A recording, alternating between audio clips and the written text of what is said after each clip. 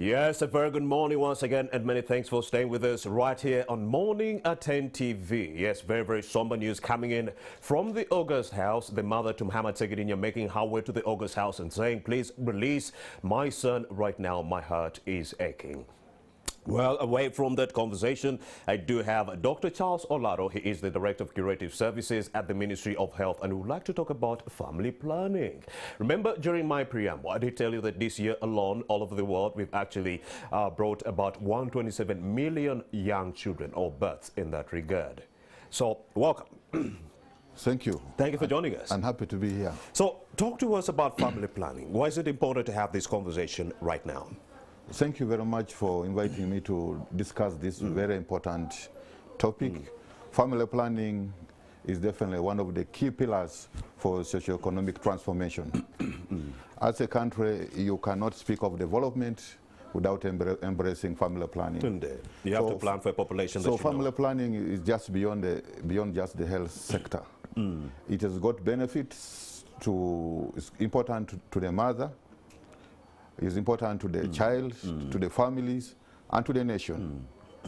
You all know that as a country, we're grappling with a high maternal mortality ratio in the country, and the only way you can be able to reduce it is to reduce the unmet need for family planning. For you to be able to reduce the unmet need, to reduce the abortions, to reduce the teenage pregnancies, which all contribute to high maternal deaths, you have to increase the benefits, to access to family planning. But that also, it has got that the mother or the wife has been able can make decisions, because you know very well that sexual and reproductive health right is a fundamental right, which their people have to do what? To enjoy. So it can also be able that she can be able to regain, so that she can be able to space her family and be able to regain her health. In terms of the child definitely will be able to develop and be able to grow. In terms of families, the benefit is that you have quality family life. The families you can be able to cater, the family you can be able to look after, take education. So we have to talk of quality. The other aspect in terms of a nation, definitely in terms of development. But also you need know very well that as a country, we have a very high youth population, which is unemployed, which is unskilled. It is a risk for the country in terms of security, because it becomes a security risk in addition to what? Into addition that. So family planning is a low cost, but it has got very high dividends, which you can be able to do what? Which you can be able to reap. So if we have aspirations to reach a middle-income country by 2040, as part of our Vision 2040, it means that we have to embrace family planning. With whatever did come out of this COVID-19 pandemic, don't you think we are at a cusp of not actually hitting these targets? What am I talking about? More than 500,000 of our teenage young girls got impregnated. That was against their will in this COVID-19 pandemic. We are talking about family planning, where a woman will willfully get onto contraception to avoid getting pregnant in the event that she's not ready to have that one child. But then we're talking about children who have been forced to have sex, defiled, if you will, forcing them to have sex and then culminating into 500,000 teenage pregnancies. 17,000 have been forced into marriages in that regard. These are individuals who cannot talk about family planning in that regard. Isn't such a factor and other negative factors one of the reasons as to why we might not hit this target by 2040? So if you look at our commitment, which we launched on the 18th of November, one of the priority groups definitely is the youth, because and the adolescents, because adolescents form a very big population. So we're looking at, as government, that commit 10% of resources to be able to increase access to family planning, family planning, education, all to this group. Yes, we are cognizant of aspect of high teenage pregnancy, but high teenage pregnancy definitely needs a multi-sectoral approach, from education, from families, but also from Ministry of Gender. So we are looking at that. One of the key aspects is definitely to be able to address those other aspects which keep the girl in school, and to also be able to, but also we have to be able to discuss seriously that how can we be able to, how can these age groups be able to access family planning. Indeed, we are talking about access, but then why has there been slow access when it comes to clamoring for this contraception during this COVID-19 pandemic? We've seen fewer teenagers, fewer young mothers, if you will, clamoring for contraception during this COVID-19 pandemic. What were some of the underlying factors? Definitely, COVID came with its own dimensions because of issues of the lockdown, issues of access, and so there were challenges of access to facilities, access to family planning, and then definitely these teenagers were now left amidst the people who were abusing them. The issues of gender-based violence increased, so that's why you saw that there was an increase, and the parents failed to do their parental role to be able to nurture these children. What about the attitudinal challenges at the health centers? One too many times a young person will go to a health center, but then the health workers would not want to work on them. They would say, oh, you're here to get contraception at your age. So this young person will just run away and not get any help from this health center, ending up with a pregnancy that could have been averted at a health center. But because of attitudinal challenges at these health centers, we're still having a big problem. The young people are not trusting the health corners in these health facilities. What is being done to tackle this challenge? We are, as a government, first of all, that the adolescents and the young people have to participate in the decisions which affect them.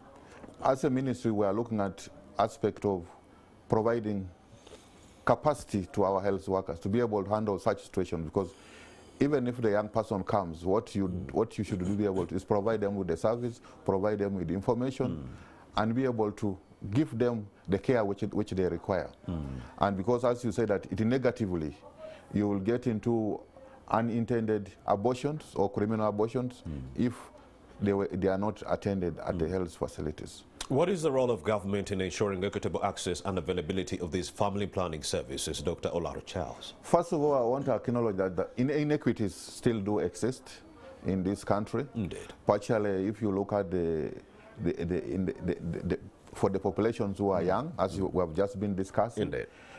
The poor, both in the rural areas and in the urban areas, and in some of the regions, and also in the humanitarian settings. But what we've, as governments, we've done is that we've embedded equity issues into our family planning cost implementation plan too, so that we can be able to address this aspect. We are also looking at the high impact interventions, and this is specifically looking at the total market approach. And total market approach is looking at that we segment the population into probably 3 categories, so that there are those where government has provided free services. So this is what government does in its public facilities, and also in the private not-for-profit. But also at the same time, we aim at subsidizing for those who can be able to, but also then others who can meet high costs. We also gone ahead to integrate family planning into immunization, but also at the same time, we want that this, when you get into the facilities across the country, family planning is available across the country. How are the Uganda Family Planning 2030 commitments important for the ordinary Ugandan who is watching Morning at NTV right now, Dr. Charles Olaro?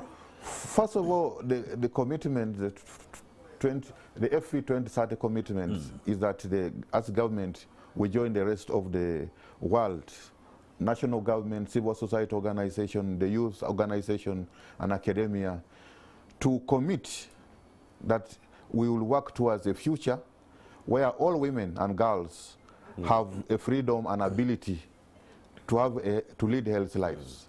So as we are looking at the future and the health of the girls and the women of this country, to be able to make decisions about informed decisions. So when they can be able to get pregnant, by who, and also to how many children they would want, and to participate as equals. So that's the aspect of it in a society, and then therefore contribute to the development of this country. Let's take a look at some of the stumbling blocks leading to the slow or low uptake of this contraception that we need for family planning. You do have a lot of myths and misconceptions surrounding this. Many citizens in this country think or relate contraception to issues to do with infertility, saying if I take this pill, I might grow infertile and be unable to have kids and so forth. What are some of the misconceptions you've heard surrounding misconception? Yes, it's true. What you have highlighted are key some of the myths, which definitely are bottlenecks to access and utilization of these services. One of the 6 commitments are geared towards addressing issues of myths, but also at the same time improving counseling so that you have family planning counseling, but also the aspect of management of complications. What we must mention is that family planning, like any other medication, definitely some people do get complications. So what we need is that how do we manage them?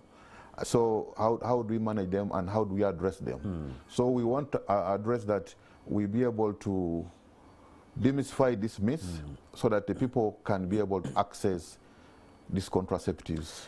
And Dr. Charles Olaro, according to the investigations we've been mounting as Morning Attentive, this is what we discovered. We discovered that the majority of the older women who are on contraception are of age. But then those ones who are not on contraception are the ones who are engaging in unscrupulous sexual activities, and they're the ones who are actually falling pregnant in that regard. So we are targeting very, very young mothers, if you will, children who are having or giving birth to other children. How are you going to tackle this problem? Because we are not dealing with grown-ups, we're dealing with children in this regard. Yes, I do note that. First of all, the women at reproductive age in Uganda, they are about over 6 million women. But there are only about over 50 who are using modern contraceptives. And as you have indicated, the majority is shifting now to most of the young people where you're having high teenage pregnancies. So that's where we, as Uganda, we made that since this forms a large segment of our population, this is where we need to be able to focus, to be able to so that we can be able to reduce the unmet need in these age groups, and also be able to provide age-appropriate information, and also at the same time be able to work with the other sectors like Ministry of Education, Ministry of Gender, so that we can be able to avert some of these unwanted pregnancies. And indeed, how are you tangibly going to be reaching out to these young children during this COVID-19 lockdown to ensure that this message is drilled in their minds? And also the issue of sexuality education. Whose mandate is it to actually disseminate this information? Could it be the teacher or the parent in this regard, or the government? It's all of us. This information is all of us. It's the parents, the teachers, the Minister of Education, Minister of Health. As one of the key events towards the launch of the commitments, we had a youth summit. And right now there's a youth camp which is taking place in Karamoja region. So these are avenues which we think that we should be able to get these messages to, so that you can have peer-to-peer counseling, peer discussion, so that they can be able to share experiences, and also have platforms. This is an era now where we should be able to have IT, where if you have any information regarding family planning, you should be able to get it as to when you need it.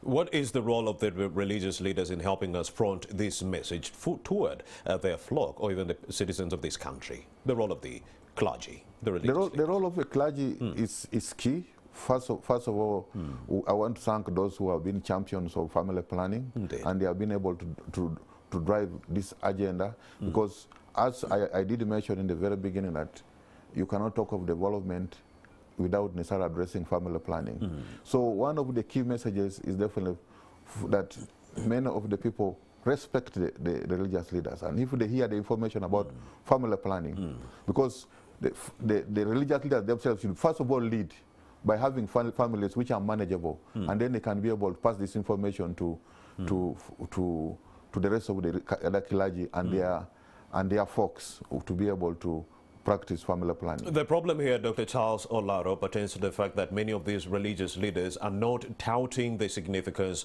of contraception. Instead, this is what they're touting. They're saying, please stick to the ABCs. stick to abstinence, abstinence, abstinence, abstinence. But then we are talking about victims who did not willfully engage in these sexual encounters. They were coerced, they are forced to have sex in that regard. Don't you think the message of abstinence does not work in this respect where young teenagers have been defiled or others, young mothers, raped in that regard? I think what I must mention that way of thinking has changed because actually we will find that religious leaders have been quite very supportive. Like if you find the Archbishop, he's quite been a very big champion. But we agree abstinence does not work. Supporting. Definitely we still remain with the principles of what they teach, but what we wonder is what is the message which they be the able, reality on the reality of on the ground, and that's why we think that we should not bury our heads on the sand when this is happening. So we are looking at if like the mother already has had a pregnancy, even if she's underage, she should be able to access family planning, because if you don't do that, I think recently we had a scenario where within the lockdown, one of the girls have got pregnant twice, and this could have been avoided if they had access to family planning. Dr. Charles Olaro, you have experts who are saying we might not do away with this problem if we do not front or work on the mechanisms through which the victims might be able to get some kind of semblance of justice for the perpetrators who actually violated them during the lockdown. What am I saying? What I'm saying is that I could have been forced by my father to have a baby, and right now the same father is still forcing himself on me simply because I did not report this person. He is the breadwinner, so I have nothing to do. So I'm in a cycle of repeatedly being violated by this same individual. So family planning cannot work in that regard if the victims are still living with the perpetrators in that regard. Wouldn't social workers actually work as our own field managers going into the field and assessing the status updates of how these households are being run and whether or not victims are locked up still with the perpetrators? Social workers.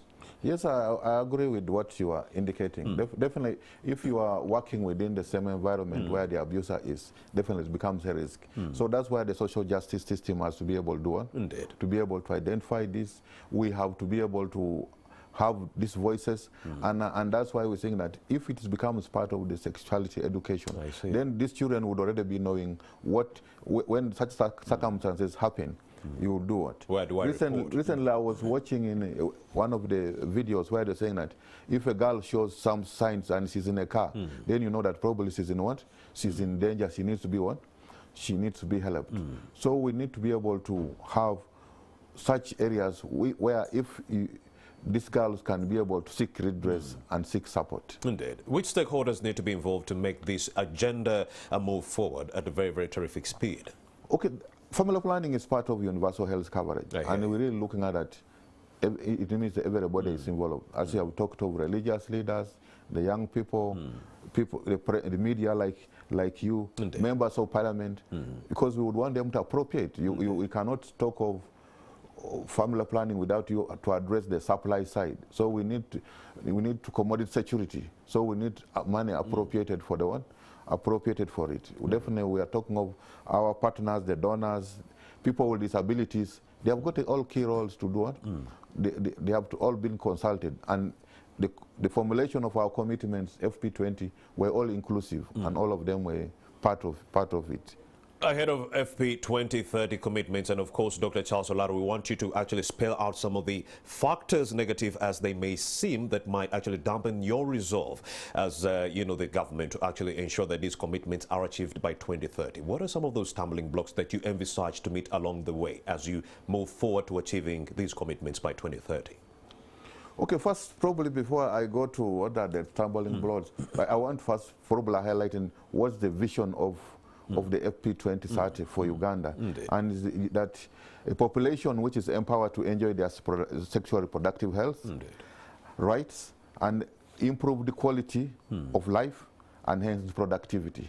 So those are three things: the right, the quality of life, but also contribute to productivity. So if we have to look at that, I wouldn't want to look at more towards the hurdles.